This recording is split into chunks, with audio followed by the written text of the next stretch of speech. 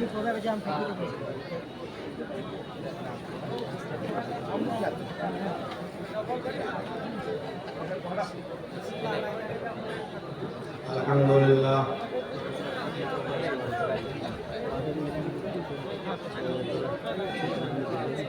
الحمدللہ نحمده ونستعینه ونستغفره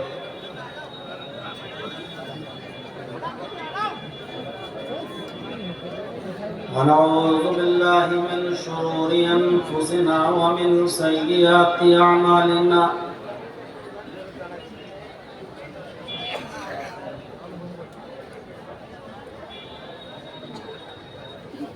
من يهده الله فلا مضل له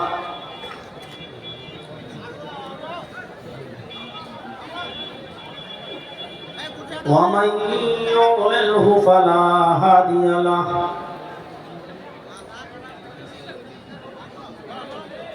وأشهد أن لا إله إلا الله وحده لا شريك له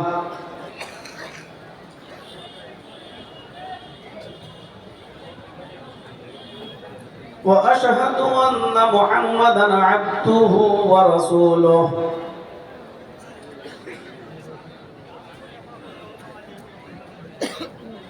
أما بعد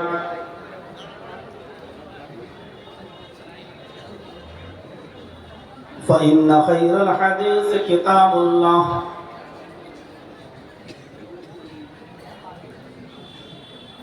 وخير الهدي هدي محمد صلى الله عليه وسلم وشر الأمور محدثاتها وكل محدثة بدعة وكل بدعة ضلالة وكل ضلالة في النار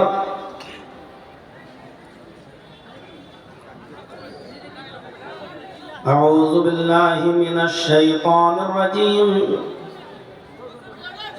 بسم الله الرحمن الرحيم اقرأ باسم ربك الذي خلق خلق الإنسان من علق اقرأ وربك الأكرم الذي علم بالقلم علم الإنسان ما لم يعلم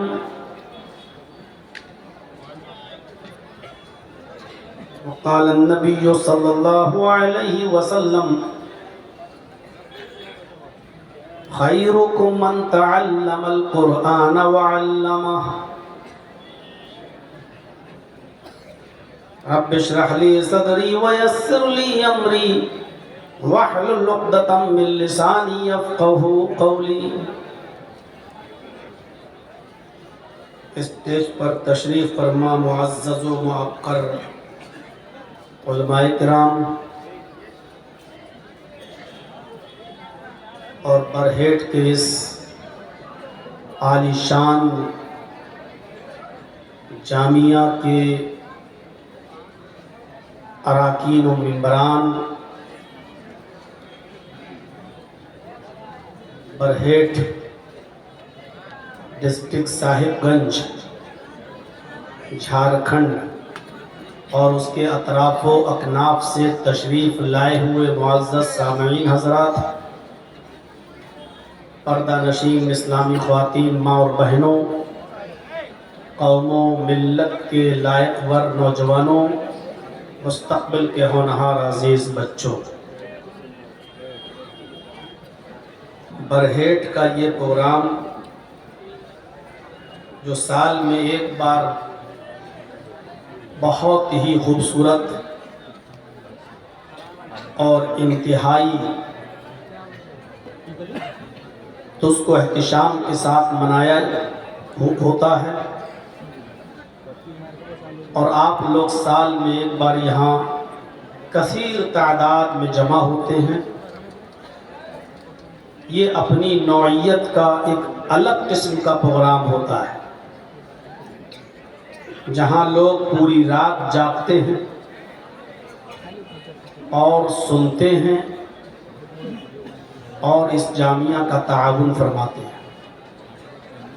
اور آپ ہی کے تعاون سے یہ جامعہ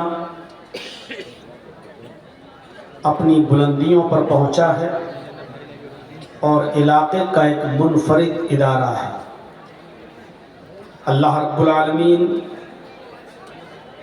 کمیٹی والوں کو حوصلہ دے، ہمت دے، اور اس جامعہ کو دن دونی اور رات چوگنی ترقی عطا فرمائے، اور حاسدوں کے حسد سے اس جامعہ کو محفوظ فرمائے۔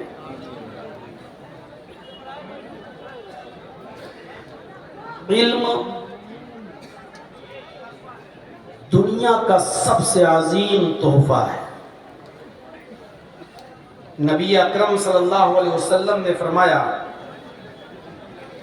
باپ اگر اپنی اولاد کو سب سے زیادہ قیمتی اور سب سے زیادہ خوبصورت کوئی تحفہ دے سکتا ہے تو وہ علم ہے۔ اگر کسی شخص نے اپنی اولاد کو علم کے زیور سے آراستہ اور پیراستہ کر لیا تو بھلے ہی آپ نے اس کو زمین نہیں دی، جائیداد نہیں دی، مال نہیں دیا، دولت نہیں دی، لیکن علم سے نوازا ہے، آپ کا یہ بچہ آپ کے انتقال کے بعد بھی کبھی بھوکا نہیں مر سکتا ہے، کیونکہ علم خود راستہ بنا دیتا ہے اور نکال دیتا ہے۔ نبی اکرم جناب محمد رسول اللہ صلی اللہ علیہ وسلم پر جو سب سے پہلی آیتیں نازل ہوئیں وہ اسی علم کے تعلق سے ہوئی۔ آپ نے یہ باتیں بہت سے علماء سے سنی ہوگی۔ آپ پوری رات جلسہ سنیں، تقریباً رات کے 2 بجے تک ابھی تک آپ جاگے ہوئے ہیں، اور مجھے معلوم تھا جس وقت میں آیا اور مدرسے کے آفس میں بیٹھا، جب میں گیا یہاں سے اٹھ کر تو میں نے سیکریٹری صاحب سے کہا کہ میں امید رکھوں کہ انشاءاللہ 2 بجے تک میرا ٹائم آ جائے گا، تو ہنستے ہوئے کہنے لگے کہ شیخ آپ نے بالکل صحیح پہچانا، یہی وقت ہے آپ کا، لیکن آپ کی ہمت کو داد دینا پڑتی ہے کہ پوری رات بیٹھ کر آپ سن رہے ہیں۔ اللہ رب العالمین سننے سے زیادہ ہمیں عمل کی توفیق عطا فرمائے۔ یہ علم کی آیتیں اس نبی پر اتری ہیں سب سے پہلے، جس نبی نے کبھی کسی کے سامنے زانوے تلمس تہ نہیں کیا، کبھی کسی سے شاگردگی حاصل نہیں کی، جس کو پڑھانے والا کوئی نہیں۔ غور کیجئے، جو خود لکھنا اور پڑھنا نہیں جانتا تھا، اس نبی پر سب سے پہلے آیتیں نازل ہو رہی ہیں تو اقرأ باسم ربک۔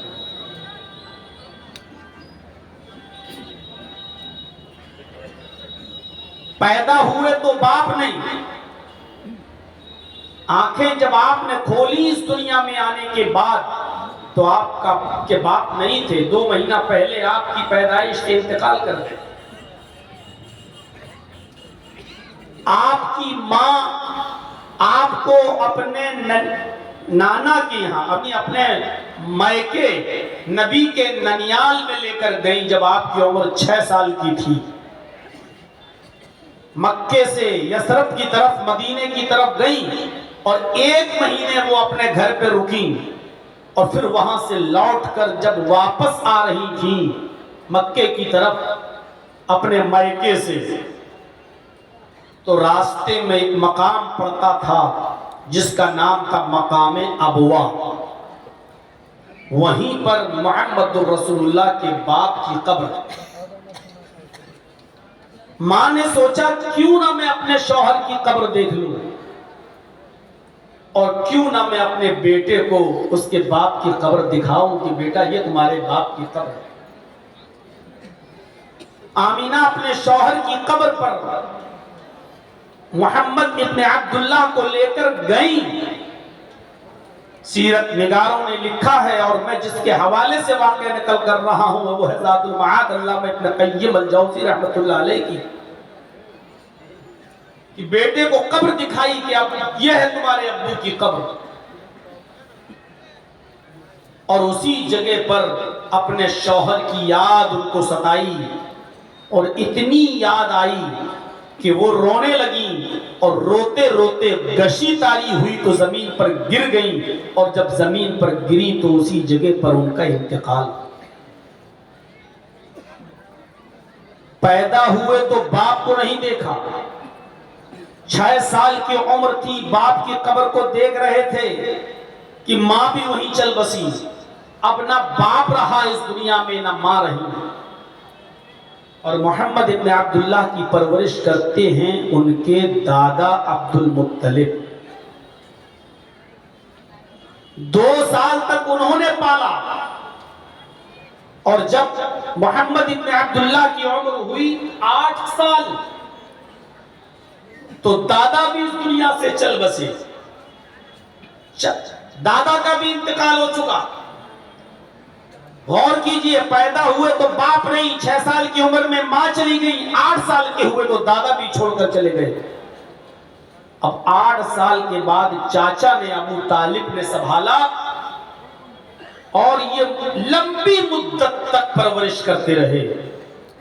یہاں تک کہ محمد ابن عبداللہ کی عمر 25 سال کی ہو گئی۔ حضرت خدیجہ کا مال لے جا کر ملک شام جایا کرتے تھے، تجارت کیا کرتے تھے، بزنس کیا کرتے تھے، اور جو کچھ بھی پروفٹ ہوتی تھی خدیجہ کو دے دیا کرتے تھے، اور خدیجہ نے محمد ابن عبداللہ کی یہ ایمانداری اور امانت داری دیکھی تو حضرت خدیجہ رضی اللہ تعالی عنہا نے خود نکاح کا پیغام محمد رسول اللہ کو بھیجا۔ آپ نے اپنے چچا ابو طالب سے مشورہ کیا، اور بالآخر 40 سال کی حضرت خدیجہ کے ساتھ نکاح طے پایا، اور وہ نکاح ہوا۔ ابو طالب نے نکاح کرایا اور گھر پہ آئے، اور پھر 25 سال سے لے کر 40 سال تک حضرت خدیجہ کے ساتھ بہت ہی اچھی طریقے سے ازدواجی زندگی میں بندھے رہے۔ حضرت خدیجہ کی عمر ہو گئی 55 سال، اور محمد رسول اللہ کی عمر ہو گئی 40 سال۔ آپ غور کرو، 40 سال کے بعد آپ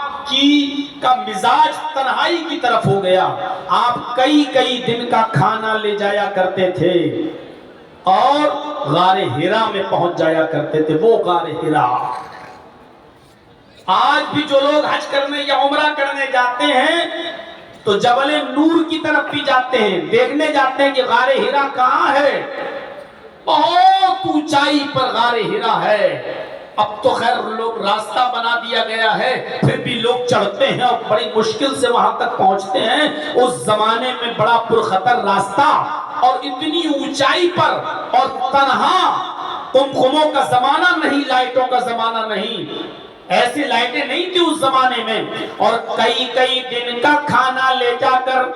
محمد رسول اللہ صلی اللہ علیہ وسلم تنہائی اختیار کرتے تھے، اسی غار ہرا میں جایا کرتے تھے اور عبادت میں مصروف رہتے تھے۔ اچانک ایک دن انسانی شکل میں جبرائیل امین پہنچتے ہیں۔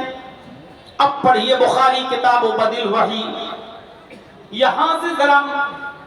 بخاری کی کتاب بدل وحی کے چیپٹر پر نظر ڈالیں، اس منظر کی طرف چلیں۔ رمضان کی تاک رات تھی، اور اسی رات کے اندر جبرائیل انسانی شکل میں آئے اور غار ہرا میں داخل ہوئے، محمد ابن عبداللہ کے پاس بیٹھ گئے، اور بیٹھتے ہی ان سے کہنے لگے اقرا یا محمد، اے محمد پڑھو۔ سوال دیکھیے، اقرا یا محمد، اے محمد پڑھو، کس سے کہا جا رہا پڑھو؟ جس کو کسی نے پڑھایا نہیں۔ کس سے کہا جا رہا پڑھو؟ جس نے کسی کے سامنے زان ہوئے تلمس طے نہیں کیا۔ کس سے کہا جا رہا پڑھو؟ جس کے باپ نہیں تھے، ماں نے پڑھایا نہیں، دادا نے پڑھایا نہیں، چاچا نے پرورش کی لیکن پڑھایا نہیں، امی جیسے ماں کے پیٹ سے کوئی بچہ پیدا ہوتا ہے، جیسے وہ پڑھنا لکھنا نہیں جانتا، بالکل ویسی اس سے کہا جا رہا ہے پڑھو۔ اقرا یا محمد، اے محمد پڑھو۔ ظاہر بات ہے اگر جرجیس کو کسی نے پڑھایا نہ ہو تو جرجیس کیا کہے گا؟ ارے بھائی ہم سے کہہ رہے پڑھو، میں کیا پڑھوں، میں تو پڑھنا نہیں جانتا، میں پڑھا لکھا نہیں جانتا۔ یہی جواب دیا محمد رسول اللہ صلی اللہ علیہ وسلم نے، تم مجھ سے کہہ رہے پڑھو، ما انا بقاری، دیکھیے بخاری کتاب بدل وحی، ما انا بقاری، میں پڑھا ہوا نہیں ہوں، میں کیا پڑھوں، میں پڑھنا نہیں جانتا، میں پڑھا ہوا نہیں ہوں۔ حضرت جبرائیل نے محمد رسول اللہ کو جو ابی ابن عبداللہ ہے پکڑا، سینے سے لگایا، کس کے دبایا، جیسے بہت دنوں کے بعد کوئی آپ سے ملے تو آپ محبت میں اس کو سینے سے لگا کے دباتے ہیں، ارے یار کہاں تھے اتنے دنوں سے، بھول گئے مجھے۔ جبرائیل امین نے دبایا، کھینچا، سینے سے لگایا اور اتنی زور سے دبایا کہ اللہ کے نبی فرماتے ہیں لقد خشیت علی نفسی، مجھے یہ ڈر لگا کہ کہیں میری جان نہ چلی جائے، لقد خشیت علی نفسی، مجھے اپنی جان کا خطرہ محسوس ہوا کہ کہیں میری جان نہ چلی جائے، اور اس کے بعد پھر چھوڑ دیا، اور چھوڑنے کے بعد کہا اقرا یا محمد، اے محمد پڑھو، پھر وہی سوال، پڑھو۔ طلبہ جانتے ہیں، اساتذہ جانتے ہیں، جامعہ ہے، بخاری کا درس ہوتا ہے یہاں، میرے بھائیوں کہا اقرا یا محمد، دوبارہ پڑھو اے محمد۔ اللہ کے نبی نے پھر وہی جواب دیا، ما انا بقاری، مجھ سے پڑھنے کے لیے کہنے والے میں پڑھنا نہیں جانتا۔ دوبارہ پکڑا، سینے سے دبا لگایا اور زور سے دبایا۔